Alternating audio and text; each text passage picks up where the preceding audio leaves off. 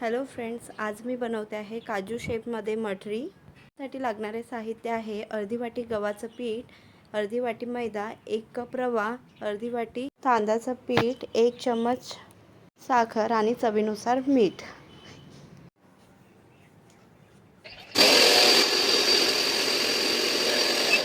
या सगळ्या मिश्रणाला मिक्सरमध्ये मिक्स करून घेतलेलं आहे। आता हे मिक्स झालेलं मिश्रण एका प्लेटमध्ये काढून त्यात थोडा ओवा, अर्धा चम्मच बेकिंग सोडा, अर्धा चम्मचपेक्षा पण थोडं कमी लाल मिर्च पावडर आणि थोडं तेल किंवा तूपही टाकू शकता।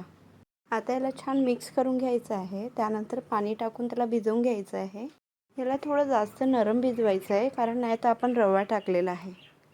आता याचा गोळा तयार करून याला 5 ते 10 मिनिट झाकून ठेवायचं आहे। 10 मिनिटांनंतर जर तुम्हाला वाटत असेल तर तुमच्या गरजेनुसार तुम्ही यात परत पाणी टाकू शकता।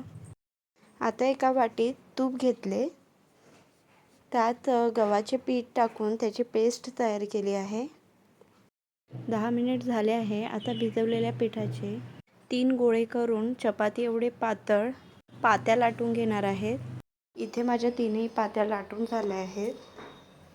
आता मी एक पाती ठेवते आहे, त्यावर तूप आणि पिठाची केलेली पेस्ट लावते आहे। त्यावर हलकंसं पीठ टाकायचं आहे आणि परत दुसरी पाती ठेवायची आहे। सेम दुसऱ्या पातीवर पण तसंच करून तिसरी पाती ठेवायची आहे आणि हलक्या हाताने लाटून घ्यायचं आहे। आता शेप देण्याकरता मी इथे औषधीच्या बॉटलीचं झाकण वापरलेलं आहे। इकडे माझ्या काजू शेपच्या पूर्ण मटऱ्या तयार झाल्या। आता याला तेलातून फ्राय करून घेणार।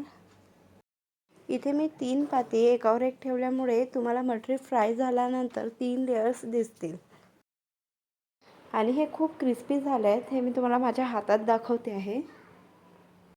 आता एक गोळा तयार होईल एवढं भिजवलेलं पीठ वाचलेलं होतं, तर त्याला मी एक पाती तयार करून घेतली आहे। त्यावर तूप आणि गव्हाच्या पिठाची पेस्ट लावून त्याला टाईट रोल केलेला आहे।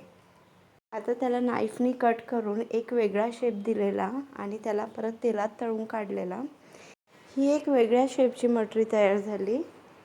अशा 2 शेपच्या मटऱ्या आज मी बनवल्या आहेत। तुम्ही पण नक्की करा, खूप क्रिस्पी आणि टेस्टी आहे।